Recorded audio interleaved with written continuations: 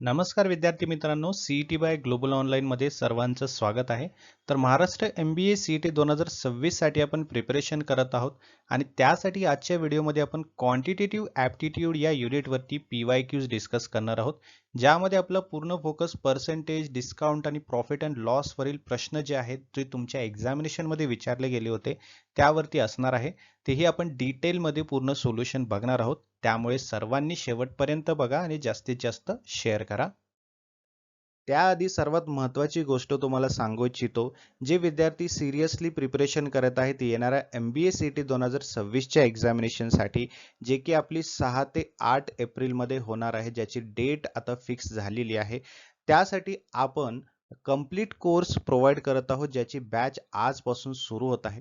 यामध्ये तुमचं पूर्ण सिलेबस विद्यार्थी मित्रांनो कव्हर केलं जाणार आहे, तेही लाईव्ह सेशन्समध्ये, जे आपले मराठी आणि इंग्लिश या कंबाईन लँग्वेजमध्ये असणार आहेत.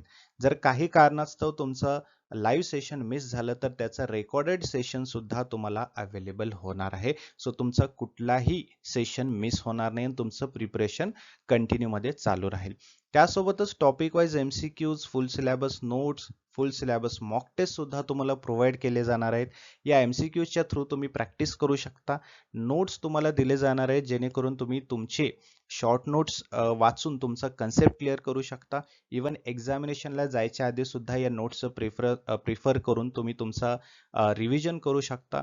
त्यासोबतच मॉक टेस्ट सुद्धा तुम्हाला दिले जातील, जे की तुमचे टॉपिक वाईज मॉक टेस्ट सुद्धा असणार आहेत आणि फुल सिलेबस मॉक टेस्ट सुद्धा असणार आहेत, जेणेकरून तुमची जास्तीत जास्त प्रॅक्टिस होईल, एक्झामिनेशनची तयारी होईल आणि तुमचं प्रिपरेशन बूस्टअप होईल. त्यासोबत MCQ सिरीजचं PDF देखील तुम्हाला मिळेल, जेणेकरून तुम्हाला आणखीन जास्त topic wise MCQs, full syllabus MCQsची प्रॅक्टिस करून कॉन्फिडन्स बिल्डअप करता येईल. तर आजच तुम्ही या नंबरवरती व्हॉट्सअप मेसेज करून किंवा व्हॉट्सअप कॉल करून ही बॅच जॉईन करू शकता किंवा ग्लोबल ऑनलाईनचे ॲप्लिकेशन डाउनलोड करा. ॲप्लिकेशनच्या थ्रू सुद्धा तुम्हाला ही बॅच जॉईन करता येऊ शकते. बघा, प्ले स्टोअरवरती जायचंय, ग्लोबल ऑनलाईन सर्च करायचं आहे, असं ॲप्लिकेशन तुम्हाला दिसेल. इन्स्टॉल करायचंय, ओपन करायचंय ॲप्लिकेशन. ॲप्लिकेशन ओपन केल्यानंतर तुम्हाला या प्रकारचा डॅशबोर्ड दिसेल. डॅशबोर्डमध्ये बघा एकदम खाली या ठिकाणी स्टोअर सेक्शन आहे. स्टोअर सेक्शनवर क्लिक करायचंय. या डॅशबोर्डमध्ये तुम्हाला सर्च बॉक्स दिसेल. सर्च बॉक्समध्ये तुम्हाला सर्च करायचंय MBA CET. हा कोर्स तुम्हाला दिसेल. त्या कोर्सवरती क्लिक केल्यानंतर तुम्हाला खाली ऑप्शन दिसेल की जॉइन द कोर्स. जॉइन करायचंय आणि प्रिपरेशनला स्टार्ट करायचंय. एकदा का तुम्ही जॉइन केलात, मग तुम्हाला कंटेंट फोल्डर तिथे समोरच दिसेल. त्या कंटेंट फोल्डरमध्ये सर्व मटेरियल जे आहेत तुम्हाला तिथे दिसतील आणि आपले जे लाईव्ह सेशन्स आहेत, ज्यामध्ये तुमचं पूर्ण तयारी केली जाणार आहे, ते लाईव्ह सेशन सुद्धा ॲपमध्ये तुम्हाला दिसून येतील. ऑल राईट, सो हा आहे तुमचा पहिला प्रश्न. बघा काय विचारलंय की Sanket purchased 20 dozen notebook at 48 rupees per dozen. 20 dozen त्याने वही विकत घेतलेले आहेत. कोणी? संकेतने. 48 रुपये पर डझनने. त्यानंतर त्याने काय केलं? ही sold 8 dozen at 10% profit and the remaining 12 dozen with 20% profit. ठीक आहे. 8 डझन त्याने 10% प्रॉफिटने विकले आणि उरलेले 12 डझन त्याने 20% प्रॉफिटने विकले. राईट. मग प्रश्न असा आहे की what is his profit percentage in the transaction. मग या व्यवहारामध्ये त्याचं प्रॉफिट पर्सेंटेज किती आहे हे काढायचं आहे. A 15, B 16, C 7.68, D 19.2 और E 24%. What is it? आपण सॉल्व्ह करूया, आपल्याला कळेल. ठीक आहे. पहिली गोष्ट तर टोटल काढा. त्याने 20 डझन घेतलेले आहेत. किती रुपयाला? 48 रुपये पर डझन. म्हणजे किती आलं उत्तर तुमचं? टोटल आलं तुमचे 960. ठीक आहे. 960 काय आहे? 960 रुपीज आहे. आपल्याला पर्सेंटेज काढायचा ना.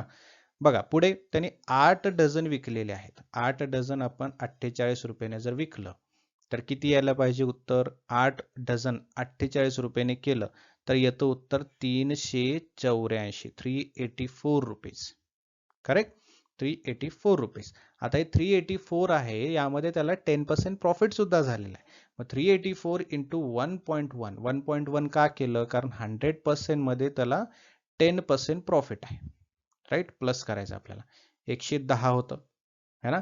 110 ला 100 ने डिवाइड केलं तर उत्तर येतं 1.1. मग 1.1 384 इंटू 1.1 केलं तर प्रॉफिट सोबत त्याची प्राइस असणार आहे 422.4. हे 8 डझन साठी झाला.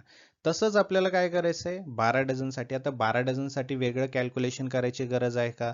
नाही, कारण 960 मधून 422.4 गेले तर 12 डझनसाठी आपल्याला डायरेक्टली उत्तर मिळतं. किती मिळतं? 576 रुपीज. है ना? आता 576 रुपीज मध्ये किती टक्के नफा आहे? 20% नफा आहे. बरोबर आहे. 12 डझन 48 रुपयांनी विकले, त्यामध्ये 576 आलं. 576 मध्ये आपल्याला काय करायचंय? 1.2 करायचं. 1.2 का? कारण 20% आहे. बरोबर आहे. मग आपल्याला उत्तर मिळतं 20% प्रॉफिट सोबत 691.2. ठीक आहे, 691.2 आपल्याला उत्तर मिळतं. आलं लक्षात? मग आता बघा खूप सोपं आहे. आपल्याला काय करायचं नाही, काहीच करायचं नाही वेगळं. आपल्याला फक्त ऍड करायचं आहे. 422 राईट 0.4 प्लस 691.2 बरोबर आहे. मग उत्तर किती येतं तुमचं? 1113.6. हे काय झालं तुमचं? हे झालं तुमचं सेलिंग प्राइस. सेलिंग प्राइस म्हणजे या किमतीला त्यांनी विकलेला आहे. ओव्हरऑल त्यांनी या किमतीला विकलेला आहे. ठीक आहे. 960 रुपये हे त्याची ऍक्च्युअल प्राइस होती. विथ प्रॉफिट ते झाले 1113.6. बरोबर आहे. मग या 1113.6 मधून 960 रुपये आपण मायनस केलं तर आपल्याला काय मिळून जातं? 153.6 ही प्रॉफिट आहे तुमचा. काय आहे? हा प्रॉफिट आहे. बट आपल्याला काय विचारलंय? रुपीज मध्ये विचारलंय का? हे रुपीज आहे. रुपीज मध्ये नाही विचारलंय, आपल्याला पर्सेंटेज विचारलंय. मग 153.6 जे आहे याला तुम्ही जर डिवाइड केलं 960 ने तर उत्तर मिळतं तुम्हाला 16. किती मिळतं? उत्तर 16 मिळतं. आहे का ऑप्शन मध्ये 16? आहे. ऑप्शन बी आहे सर. है ना? बघा तुम्ही सुद्धा तुमचं ऑप्शन जे आहे ABCD E जे काय असेल तुम्हाला वाटेल ते तुम्ही कमेंट बॉक्स मध्ये सांगायचं. ठीक आहे. ज्या विद्यार्थ्यांनी सांगितलंय ज्यांचे बी ऑप्शन आले एक्झॅक्टली करेक्ट आहे, बरोबर उत्तर आहे. 1 मार्क फिक्स. ठीक आहे. बघा प्रश्न व्यवस्थित वाचायचे, समजून घ्यायचंय आणि त्यानंतर आपल्याला सॉल्व्ह करायचंय बरं का. बघा काय म्हणतोय प्रश्न. A man sells 3 motors for 5400, 3300 and 4350 respectively. माणसाने काय केलं? 3 त्याचे मोटर्स होते ते विकले. ठीक आहे. 5400 रुपयाला एक, 3300 रुपयाला एक आणि 4350 रुपयाला एक. बरोबर आहे. म्हणजे ओव्हरऑल किती झालं तुमचं? 13,050 इतकं झालंय. है ना? 13,050 हे काय झालं तुमचं? सेलिंग प्राइस झालेली आहे टोटल. हे आपल्याला मिळालं.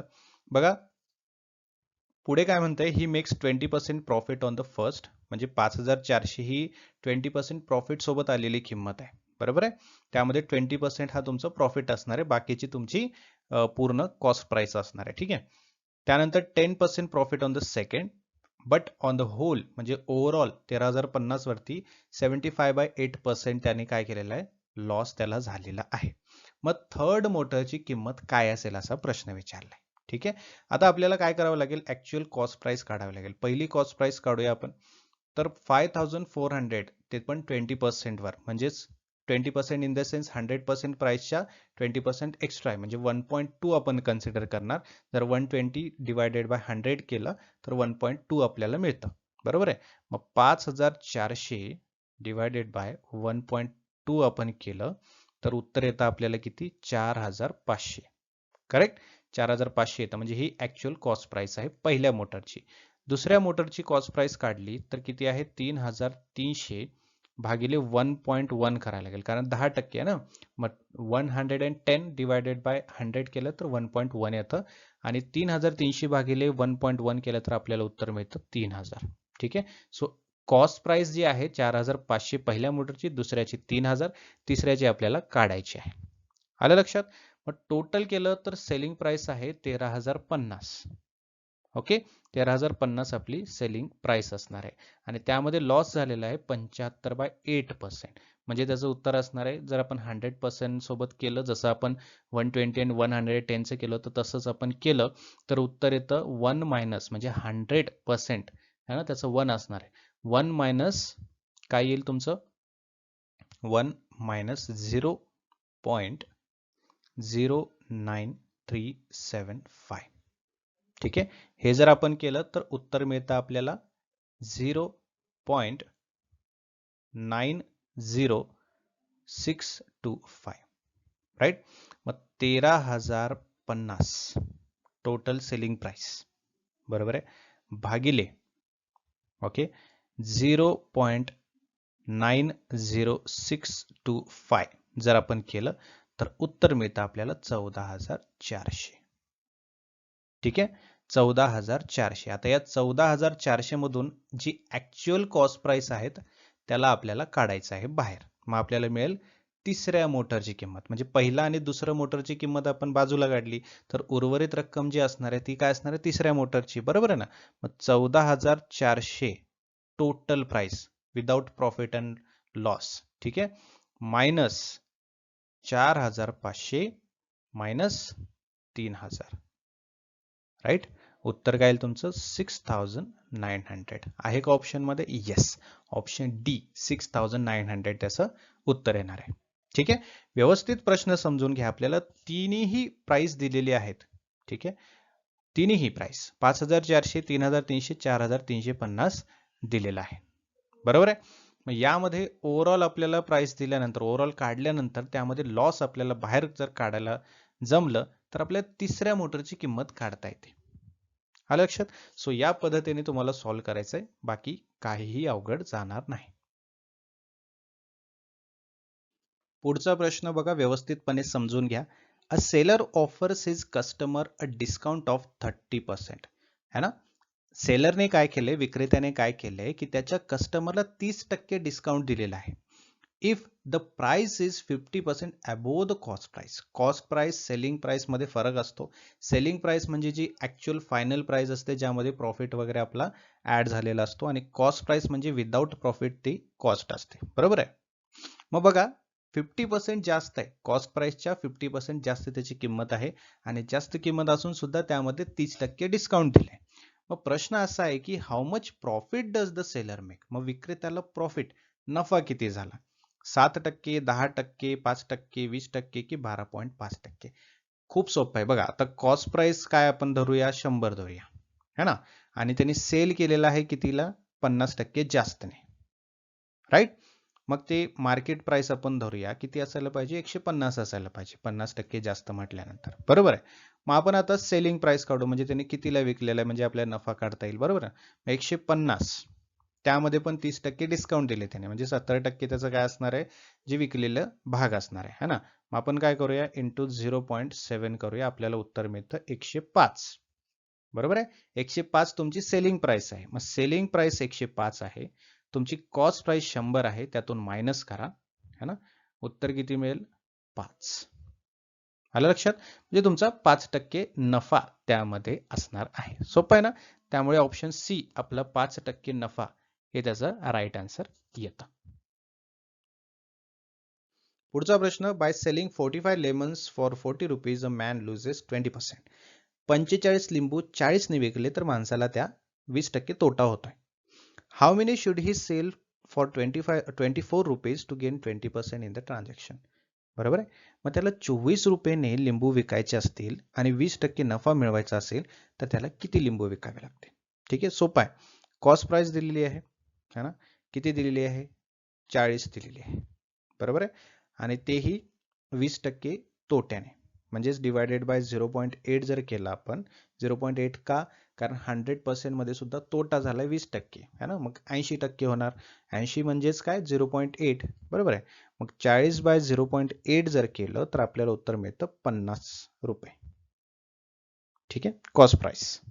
मग त्यानंतर आता आपल्याला काय करायचं आहे, आपल्याला काढायचं आहे 50 बाय 45, म्हणजे टोटल लिंबू जे आहे त्यामधून आपल्याला आता कॉस्ट प्राइस काढावी लागेल. म्हणजेच काय येईल, हे 10/9. यालाच आपण जर 5 ने हे केलं है ना, तेव्हाच आपल्याला हे मिळाले 10/9.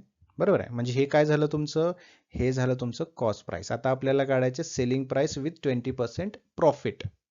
बरोबर आहे ना. या कॉस्ट प्राइस मध्ये 20% ऍड करून आपल्याला नफा ऍड करून आपल्याला लिंबूची संख्या काढायची, किती लिंबू विकावे लागतील, 24 रुपयाने. बरोबर आहे. किती रुपयाने, 24 रुपयाने आपल्याला विकायचे. करेक्ट. मग यालाच आपण काय करूया आता, 10/9 है ना, इंटू 1.2 म्हणजे 20% नफ्याने है ना, 100 प्लस 20%. 120%. 120 बाय 100 केलं तर 1.2 येतं. मग उत्तर काय येईल तुमचं 4/3. हे काय तुमची सेलिंग प्राइस आहे विथ प्रॉफिट. बरोबर आहे, selling price with profit. But आपल्याला काढायचे लिंबूची संख्या. किती लिंबू विकावे लागतील, तर आपल्याला 24 रुपयांनी विकायचं आहे ना. 24 रुपयांनी विकायचं. 24 भागिले 4/3 जर आपण केलं तर उत्तर येतं 18. किती येतं 18. आहे का ऑप्शन मध्ये? आहे, ऑप्शन ए. समजलं. सो पहिला आपण काढलं कॉस्ट प्राइस, ऍक्च्युअल प्राइस जी ज्या प्राइसने त्याने विकलेलं आहे आणि त्याला 20% नफा झाला. बरोबर आहे. हे 50 रुपये काढलं, त्यातून आपण काय काढलं नंतर 10/9 बाहेर काढलं. मग यामध्ये 20% नफा आपल्याला ऍड करायचा आहे, त्यामुळे 1.2 आपण ह्याला मल्टिप्लाय केलं, 4/3 उत्तर आलं, जे की 20% नफ्यासोबत आहे. आपल्याला काढायचे लिंबूची संख्या. किती लिंबू विकावे लागतील 24 रुपयाने, जेणेकरून आपल्याला 20% नफा होईल. तर 24 भागिले 4/3 केलं तर 18 लिंबू आपल्याला विकावे लागतील. तेव्हाच आपल्याला 20% नफा होईल, जेणेकरून त्याचा 20% लॉस झालेला आहे तो भरून निघेल. ठीक आहे. पुढचा प्रश्न. The average weight of class of 24 students in 35 kg is 35 kg, right. म्हणजे 24 स्टुडंट्स आहेत, टोटल 24 स्टुडंट्सचा ॲव्हरेज वेट जो आहे तो 35 kg आहे. If the weight of teacher be included, the average rises by 400 gram. त्यामध्ये जर शिक्षकाला ऍड केलं तर 400 ग्रामनं वाढतं. काय वाढतं? ॲव्हरेज. ठीक आहे. The weight of teacher is, मग टीचरचं वेट किती असायला पाहिजे? 50 किलो, 53 किलो, 45, 55 की 24? बघा सॉल्व्ह करूया. अगदी सोप्या पद्धतीने सॉल्व्ह करायचंय. किती आहेत टोटल?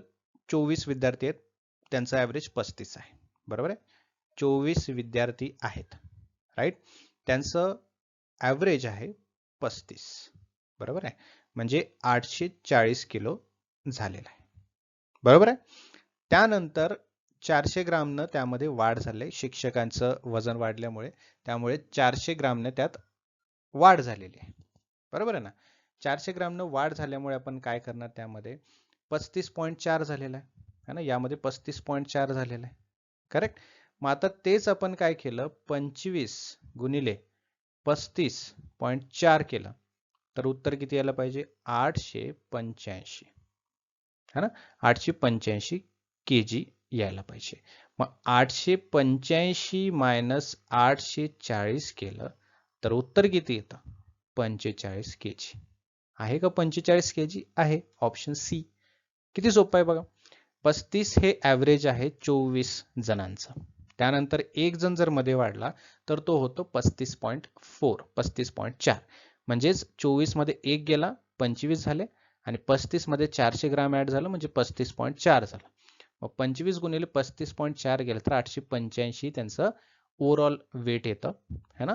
मग 885 मधून, है ना, 480 म्हणजे 24 लोकांचं कमी केलं तर एक व्यक्तीचं येतं 45 किलो, म्हणजे टीचरचं वजन येतं 45 किलो. ठीक आहे. पुढचा प्रश्न बघा. There are 50 boys in the class with the average weight of 45 kg.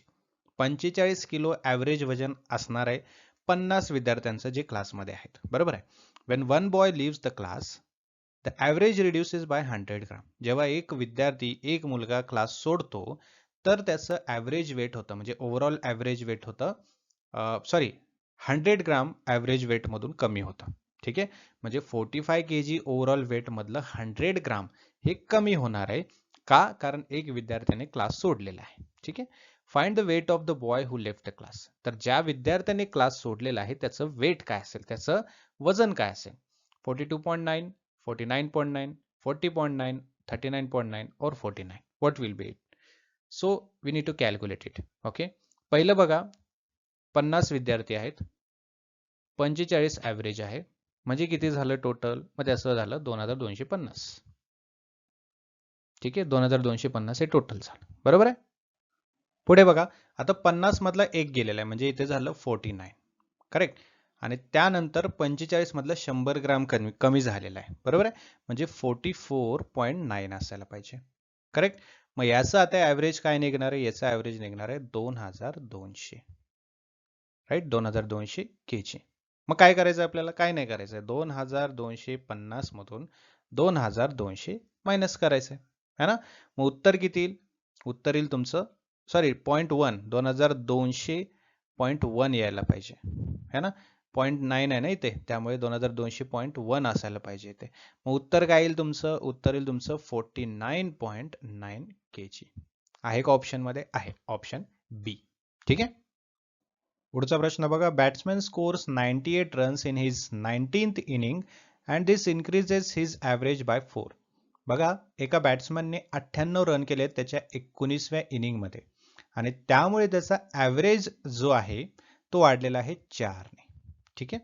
What is his average score after 19th inning, म्हणजे 19व्या नंतर त्याचा ॲव्हरेज इनिंग जो ॲव्हरेज स्कोर जो आहे है ना, तो काय असेल असं विचारलंय. आता पहिली गोष्ट तर 18वा जो इनिंग आहे त्याला आपण नाव देऊया ए. 19वी जी इनिंग आहे है ना, ए काय नाव दिलंय आपण? ए आहे त्याची सरासरी, त्याच्या इनिंगची सरासरी आहे, त्याला ए नाव दिले आपण. 19 जे आहे त्याची 4 आहे, बरोबर आहे. आणि त्याच्या पुढची जे असेल है ना, त्यासाठी आपल्याला काय करावं लागेल? ए प्लस 4 करावं लागेल, ती त्याच्या पुढची सरासरी असणार आहे, बरोबर आहे. मग आता आपण एक एक गोष्टी सॉल्व्ह करत जाऊया है ना.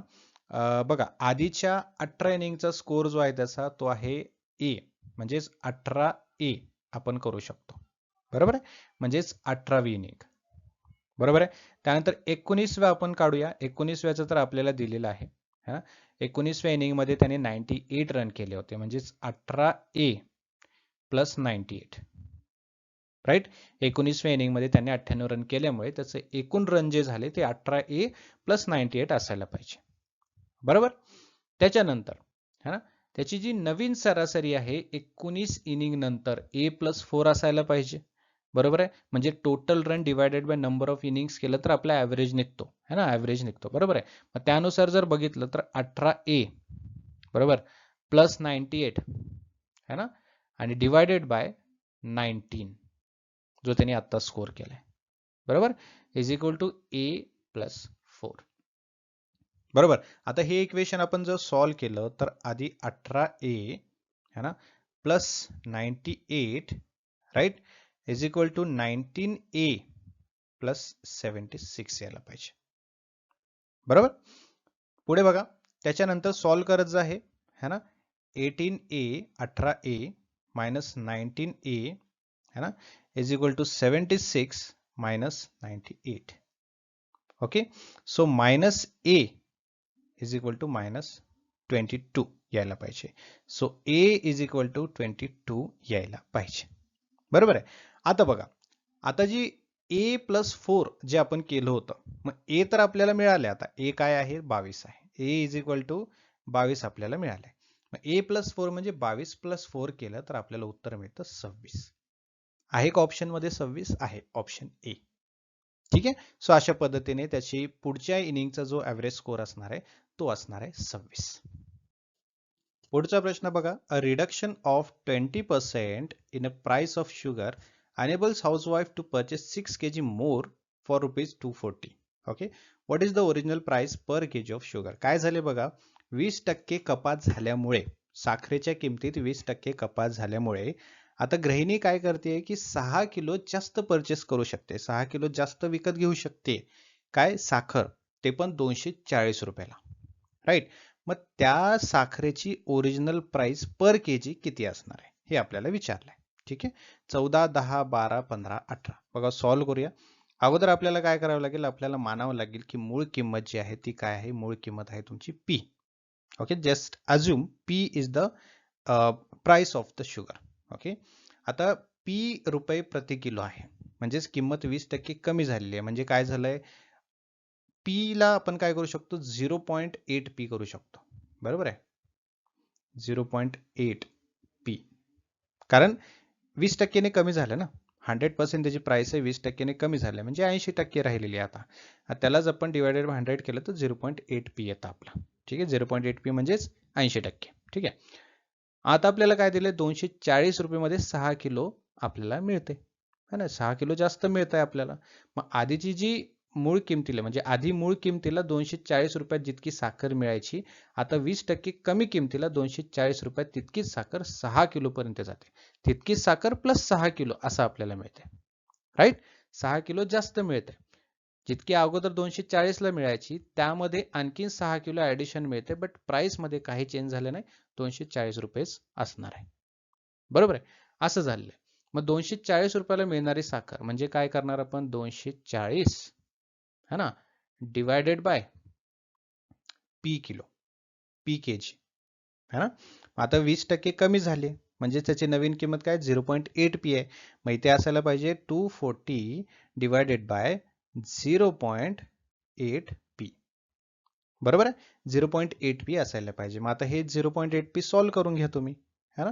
मग काय येणार इथं 240 है ना डिवायडेड बाय 0.8 पी. बरोबर आहे, आलं लक्षात. 8 आता 0.8 पी म्हणजेच काय इथं 8/10 असणार आहे, है ना.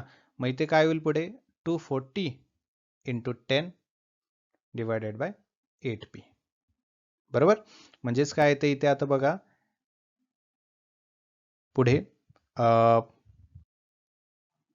8 एक 8, 8 त्रिक 24 है ना, 30 गुणिले 10 म्हणजे 300 आलं, है ना. 300 डिवायडेड बाय पी. ओके, मग आधी होतं 240 डिवायडेड बाय पी किलो, आता झालेलं आहे 300 डिवायडेड बाय पी किलो. बरोबर आहे. मग 300 मायनस 240 केलं तर येतं तुमचं 60. बरोबर आहे ना, 60 डिवायडेड बाय पी है ना, 60 डिवायडेड बाय पी येतं. करेक्ट. मग 60 डिवायडेड बाय पी है ना इज इक्वल टू 6 यायला पाहिजे. का, कारण आता 6 किलो जास्त मोर घेता येते म्हणजे जास्त घेता येते है ना. मग 60 आता आलेलं आहे तुमचं नवीन प्राइस, 6 किलो जास्त घेता येते, मग ह्याची प्राइस काय असायला पाहिजे 10 असायला पाहिजे है ना. 10 रुपये प्रति किलो, म्हणजेच 10 रुपये प्रति किलोने काय झालेलं आहे, ते नवीन प्राइस आता आपल्याला आलेली आहे. म्हणजे मूळ साखरेची किंमत आता 10 रुपये प्रति किलो असलेली आहे, म्हणजे आहे. बरोबर आहे, 20% कपात झाल्यामुळे आता पर किलोची किंमत 10 रुपये झालेली आहे. ठीक आहे, मग ह्याचं उत्तर काय आहे, ऑप्शन बी 10 रुपीज.